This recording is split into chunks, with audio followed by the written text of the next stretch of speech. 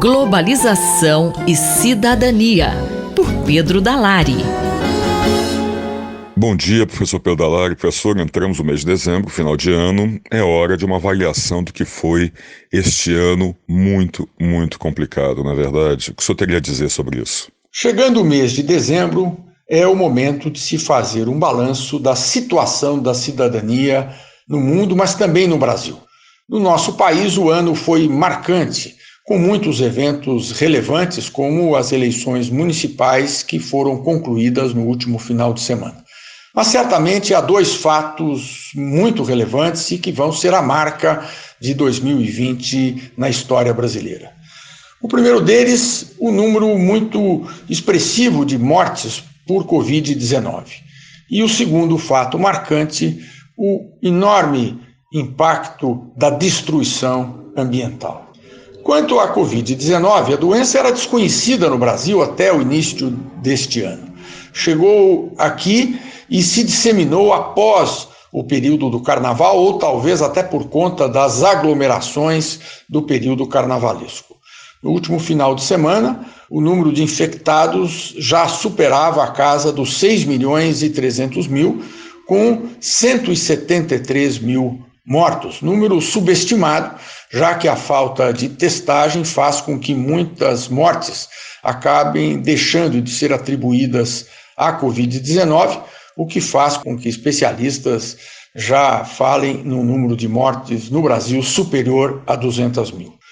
Essa pandemia se caracterizou no Brasil pelo número muito expressivo de mortes que poderiam ter sido evitadas se não houvesse, por parte das autoridades do governo federal, em especial do presidente da República, uma oposição tão flagrante à ciência e às orientações da Organização Mundial de Saúde. Houve a negação sistemática da política de isolamento social, efetivamente a mais eficaz no combate à Covid-19. E também a defesa de terapias e medicamentos sem qualquer respaldo científico, como foi o caso e é o caso da invocação da cloroquina.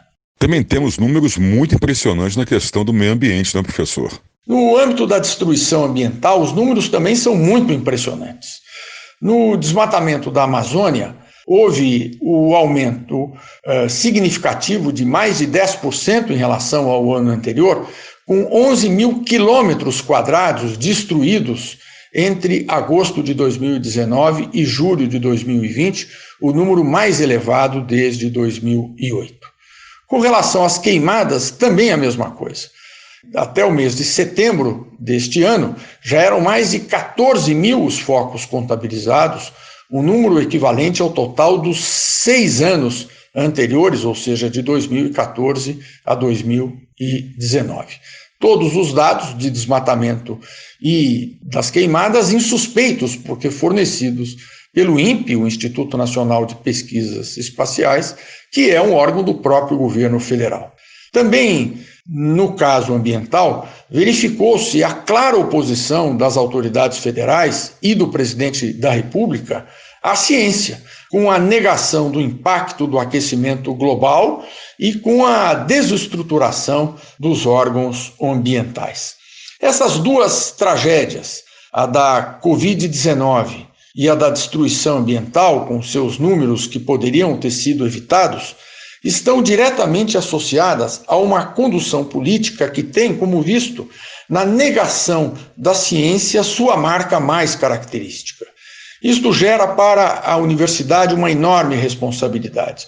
Não basta produzir ciência, mas é também preciso realizar a educação científica, que poderá ser o antídoto mais eficaz contra a irresponsabilidade na política, que acabou sendo, esta sim, uma marca dominante do Brasil em 2020. Este foi o professor Pedro Dalari, que falou com Marcelo Hollenberg para a Rádio USP. Globalização e Cidadania, por Pedro Dalari. Ética e Política, por Renato Janine Ribeiro. Professor Janine, qual a sua análise do atual panorama de mulheres eleitas para cargos de prefeito e vereador no Brasil? O Brasil é um país que tem uma proporção muito pequena de mulheres bem como de não brancos, nos cargos políticos. Tem oscilado nos últimos anos em torno de 10% o número de mulheres no Congresso. Basicamente estou falando da Câmara de Deputados.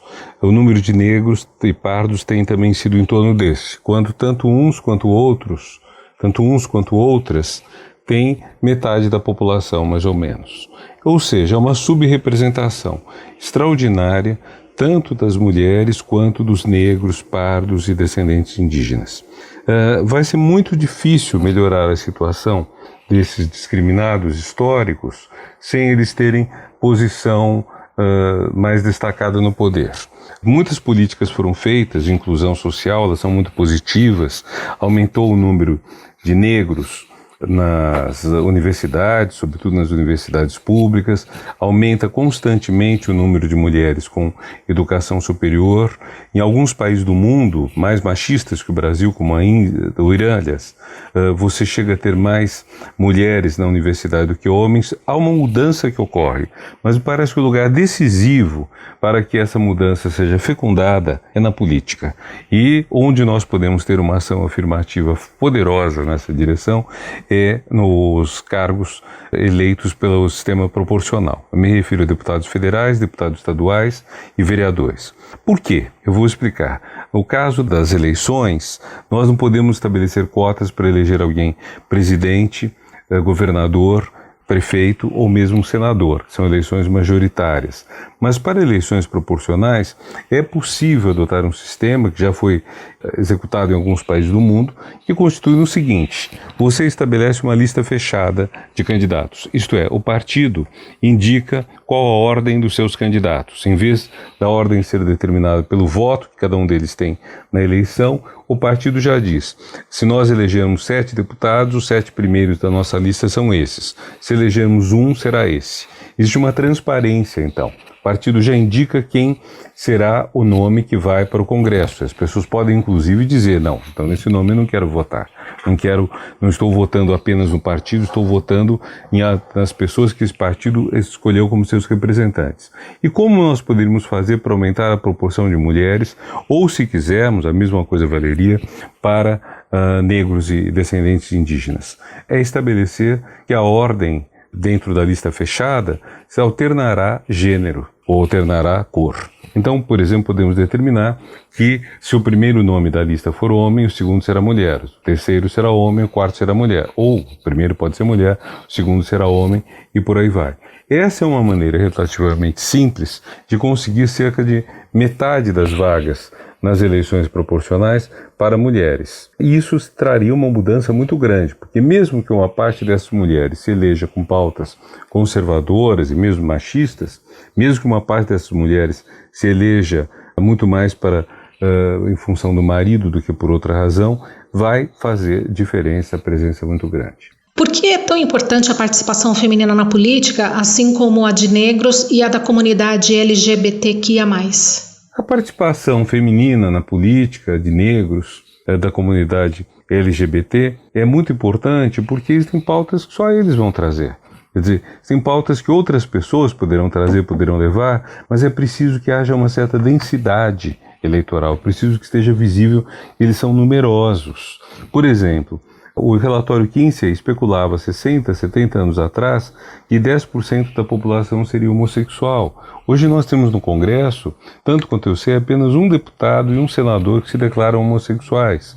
É muito menos do que eles são na proporção. Da mesma forma que mulheres, da mesma forma que negros. É preciso que eles tenham voz, é preciso que eles tragam suas pautas, é preciso que eles tenham votos, de modo que eles sejam levados em conta quando alguma decisão for ser tomada e que se saiba o que eles querem. O professor Renato Janine Ribeiro conversou comigo, Valéria Dias, para a Rádio USP.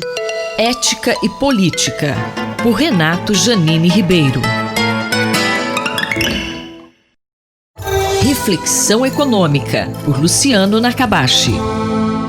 Professor, qual a importância do investimento em capital físico para o crescimento da economia brasileira? Existe um debate, quando a gente pensa em crescimento de longo prazo no Brasil, sobre essa questão do investimento, como sendo um dos elementos importantes para aumentar a taxa de crescimento da economia brasileira. Então, quando a gente pensa no investimento em capital físico, investimento produtivo, máquinas, equipamentos, infraestrutura, de fato, é um elemento importante para estimular o crescimento da economia, de qualquer economia, mas na literatura econômica existe toda uma tradição de modelos econômicos, de dados empíricos, de evidências que mostram que é importante, mas o efeito é temporário, né? Se a gente aumenta, por exemplo, para aumentar a quantidade de investimento, as pessoas precisam poupar mais, elas não podem consumir. Tanto pessoas físicas, empresas, governo, tem que poupar para que essa poupança financie investimento, né? Isso seria mais ou menos a trajetória. Aumenta a taxa de poupança do país, isso reduz a taxa de juros e essa poupança acaba sendo canalizada para investimento produtivo. Isso é super importante, né? Quando a gente pensa na economia brasileira, a taxa de investimento é muito baixa, ela tem ficado em torno entre 15% e 20% aí nos últimos 10 anos, talvez até 20 anos. Então a gente não consegue passar de 20%, que é uma taxa que não é alta quando a gente compara com outros países. Em muitos momentos tem ficado até que bem abaixo de 20%. Então a taxa de investimento da economia brasileira de fato é baixa. E quando a gente pensa na questão de aumentar a capacidade produtiva das empresas brasileiras, melhorar sobretudo a infraestrutura, são elementos essenciais para a gente pensar no maior crescimento da economia brasileira. Professor, isso afeta a produtividade? Acho que esse ponto da produtividade é até mais central quando a gente pensa em termos de crescimento econômico e, sobretudo, para o Brasil, né? Acho que a produtividade, existem vários estudos que mostram que a produtividade é um dos grandes problemas que tem prejudicado o crescimento da economia brasileira. Existe quase que uma estagnação da produtividade, que a gente chama de produtividade total dos fatores, que a gente desconta o efeito de capital físico, de trabalhadores, de educação das pessoas, capital humano. A gente desconta tudo isso e vê essa evolução da produtividade. Mas também a produtividade do trabalho. Ela tem aumentado muito pouco nos últimos 40 anos. Então, é um problema muito importante para a gente conseguir aumentar a taxa de crescimento da economia brasileira e sim, nesse ponto de forma sustentável, né? Acho que aumentar a produtividade é o grande segredo para explicar o crescimento de qualquer país nos últimos 2 séculos. Então, quando a gente olha o investimento em capital físico, ele tem importância para entender a produtividade, por um lado, porque quando aumenta o investimento em máquinas, em equipamentos, em novas fábricas, em nova infraestrutura, aeroportos, rodovias, ferrovias, dutos, né? A tecnologia que vem junto, ela é nova, né? Você faz um investimento com a tecnologia de ponta muitas vezes. Então, quando aumenta a taxa de investimento, também aumenta a taxa de transferência tecnológica para aquele país que está fazendo investimento. Então, tudo isso acaba sendo muito importante também para aumentar a produtividade. Mas um dos elementos, né, se a gente for pensar, claro que é importante investimento, mas o investimento muitas vezes acaba sendo mais consequência do que causa. Se a gente for pensar, se a gente quer aumentar de fato a produtividade da economia brasileira de forma sustentável, tem que resolver as questões de curto prazo, melhorar os fundamentos macroeconômicos, resolver a questão da dívida em relação ao PIB, né, o crescimento da dívida em relação ao PIB, a questão do déficit orçamentário e além disso, criando condições institucionais que favoreçam o ambiente de negócios. Esse é um ponto. Você criar um ambiente que seja atrativo para investimento, com regras que favoreçam isso, com leis que favoreçam esse investimento do setor privado, seja brasileiro ou estrangeiro. E essas regras têm que ser estáveis ao longo do tempo para reduzir a incerteza, né? A incerteza é aquela variável que espanta qualquer tipo de investimento produtivo, e não só produtivo, investimento em carteira, mas o que é importante para o crescimento econômico ao longo do tempo é o investimento produtivo. Então é preciso ter regras que façam sentido, que sejam racionais, né, do ponto de vista do investimento privado, e leis que sejam estáveis ao longo do tempo. Essas leis que façam sentido e que sejam estáveis para reduzir o grau de incerteza, para estimular investimento, e com isso a gente consegue aumentar a produtividade do país. Então a questão institucional ela é fundamental nesse processo, né? Não adianta só querer investir mais. O planejamento é como atrair mais investimento, como fazer para que as empresas nacionais e estrangeiras estejam dispostas a investir mais. O professor Luciano Nakabashi, da FEA-USP Ribeirão, conversou com Gabriel Soares para a Rádio USP. Reflexão Econômica, por Luciano Nakabashi. Na cultura, o centro está em toda parte, por Martin Grossman. Professor, qual o tema que o senhor vai destacar para os nossos ouvintes? Leila e ouvintes da Rádio USP, vamos falar um pouco dessa cidade, São Paulo, que no último domingo teve o segundo turno das eleições dando a vitória ao atual prefeito Bruno Covas, do PSDB. Vamos tentar entender, através, obviamente, de uma análise cultural, né, que é o foco dessa coluna, o que está em jogo, não só antes das eleições, mas agora, nos próximos 4 anos. Né? Alguns dados importantes para São Paulo. É a partir de 1960 que essa cidade torna-se o município mais populoso do Brasil. A cidade possui 12 milhões de habitantes, mas a grande São Paulo, formada por 39 municípios, possui um total de 22 milhões de habitantes. É a cidade mais populosa do Brasil, do continente americano e de todo o hemisfério sul. É a 4ª maior cidade do mundo em termos de população em área metropolitana, considerando a grande São Paulo. Cosmopolita, ela representa a diversidade da população brasileira, abrigando habitantes de todas as partes do Brasil, bem como moradores cuja origem remonta a 196 países diferentes. Isso é um dado bem interessante. No entanto, apenas aproximadamente 13 mil índios, os originários dessa terra, vivem aqui. Apesar de diminuto, esse registro torna São Paulo o 4º município com maior população absoluta de índios no Brasil, o que realmente chama atenção, porque uma vez deixa muito claro que a população brasileira formada por 0,4% de índios, num total de aproximadamente 800 mil indígenas. A população negra desse município representa 37,1% do total dos habitantes. Lembrando que esse índice no Brasil é de 56,10%. As mulheres representam 52,6% da população. Ela certamente está entre as cidades mais globalizadas do planeta. Ela também está entre as 10 cidades que detêm o maior PIB do mundo e detém 30% do PIB brasileiro. Como sabemos, essa cidade é responsável por 30% de toda a produção científica nacional. E isso, em grande parte, por causa da presença da nossa USP. Somente 2,2% dos professores dessa nossa universidade se autodeclaram pretos ou pardos. Como o senhor analisa a desigualdade em São Paulo? A desigualdade é patente na cidade, não só na relação, no contraste entre as áreas nobres, né, e a periferia, mas também em certas regiões do centro da cidade. A população em situação de rua cresceu mais de 50% desde 2015 e é formada por mais de 24 mil pessoas. São Paulo concentra a maior quantidade de favelas do Brasil. Aproximadamente 16% de sua população vive em favelas. A violência contra a mulher aumentou em 64% entre 2016 e 2019, e 2/3 dos homicídios da capital do estado são cometidos contra jovens negras e negros. O IDH também varia muito na relação entre centro e periferia. Vai de 0,9 até 0,7 ou até abaixo disso. A proporção de óbitos de crianças menores de 1 ano para cada 1.000 crianças nascidas também tem grandes contrastes. Vai de 24,6 no extremo sul da cidade até 1,1 em Perdizes. Por fim, essa disparidade está também claramente presente na cultura, quando sabemos que os principais equipamentos culturais estão em áreas nobres ou no centro da cidade. No tocante a livros, a proporção de livros infanto-juvenis disponíveis em acervos de bibliotecas municipais para cada habitante na faixa etária de 7 a 14 anos é na média de meio livro.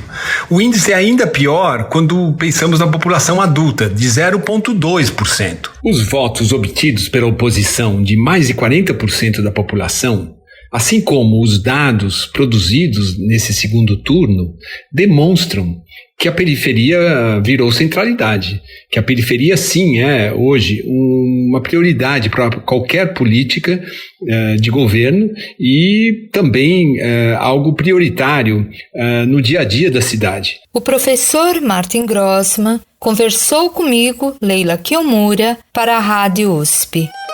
Na cultura, o centro está em toda parte, por Martin Grossmann. Fique de olho, por Eduardo Rocha.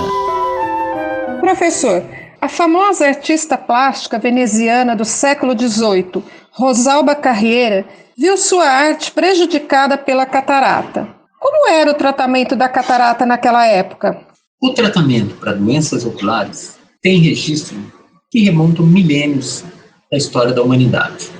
Egito Antigo, Mesopotâmia e assim por diante. O tratamento da catarata já era feito e foi por muito tempo realizado por médicos práticos, professores de universidade, em grandes centros. E a sua evolução marcante se deu mesmo depois da Segunda Guerra Mundial.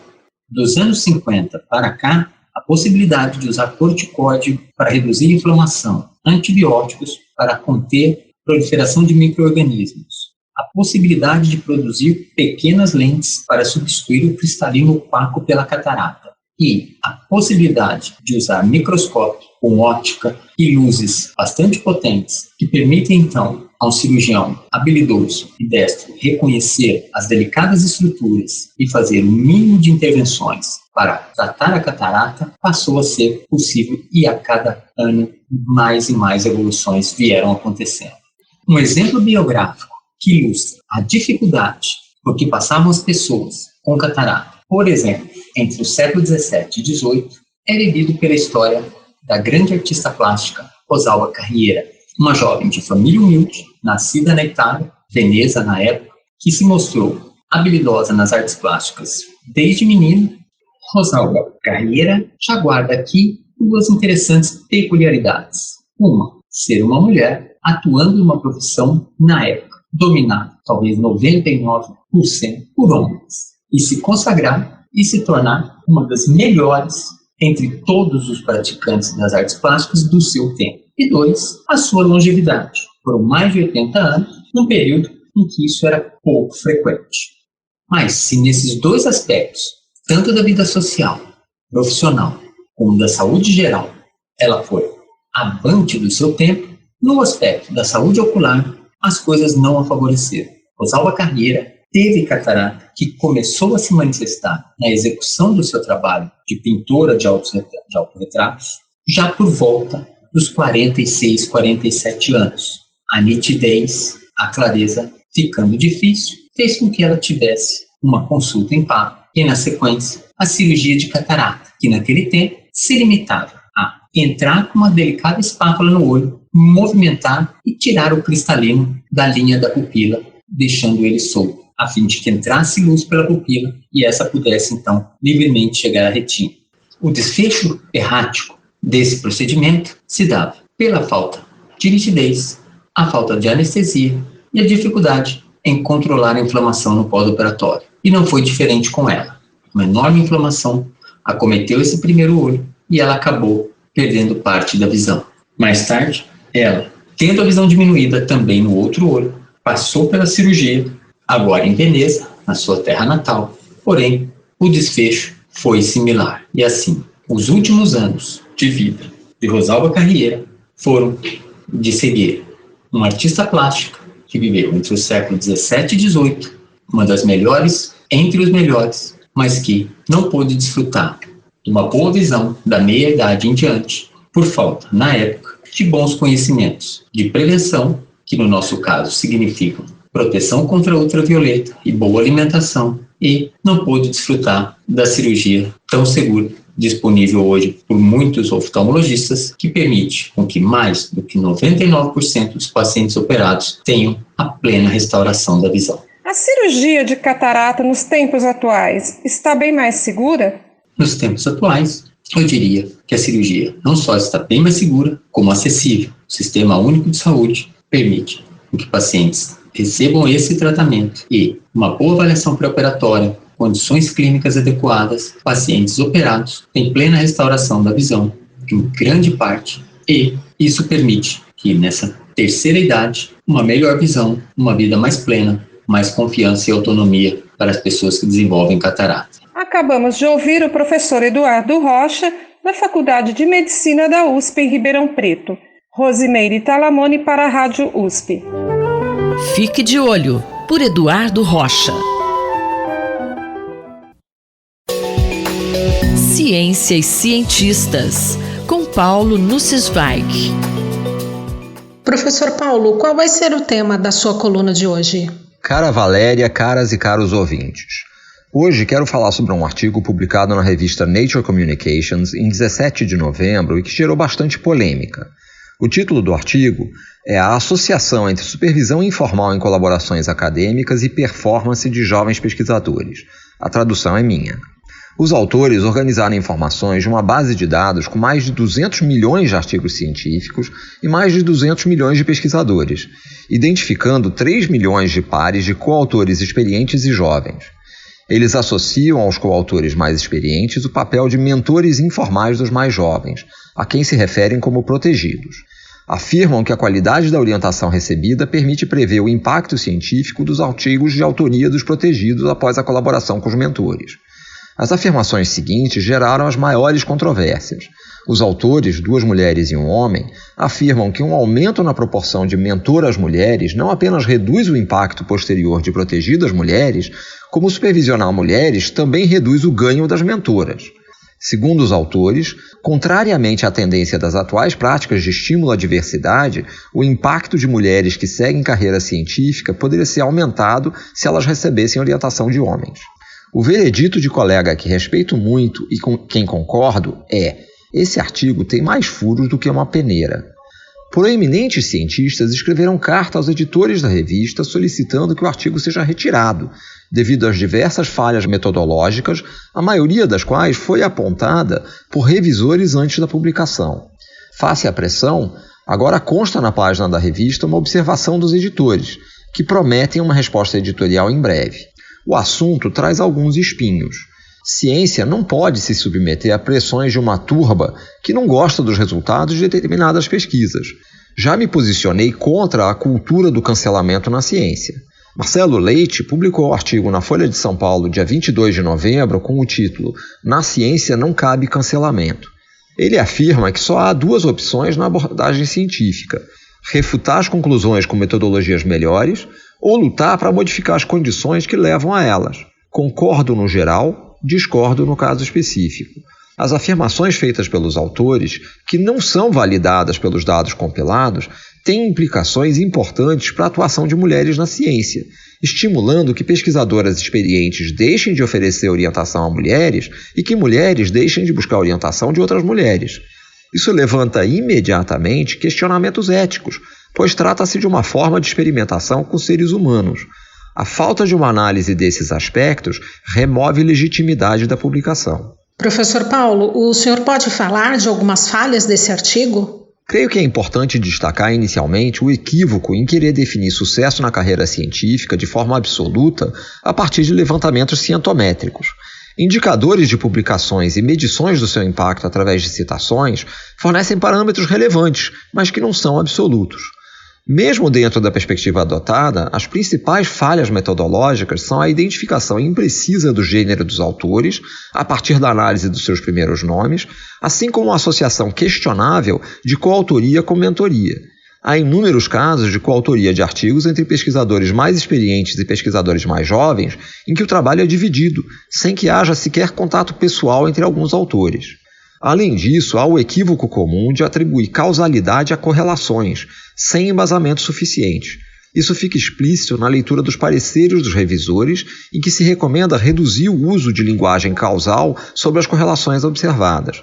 Isso indica que as versões originais do artigo continham ainda mais afirmações sem embasamento nos dados compilados. Um bom trabalho científico começa com uma boa pergunta. O trabalho publicado na Nature Communications é deficiente na formulação e na tentativa de resposta à pergunta sobre a eficácia da orientação de mulheres por outras mulheres. Aplica-se a frase de Henri Poincaré: a ciência é feita de fatos assim como uma casa é feita de tijolos, mas um simples acúmulo de fatos não constitui uma ciência, assim como um amontoado de tijolos não é uma casa. O professor Paulo Nussensweig conversou comigo, Valéria Dias, para a Rádio USP. Ciência e Cientistas, com Paulo Nussensweig.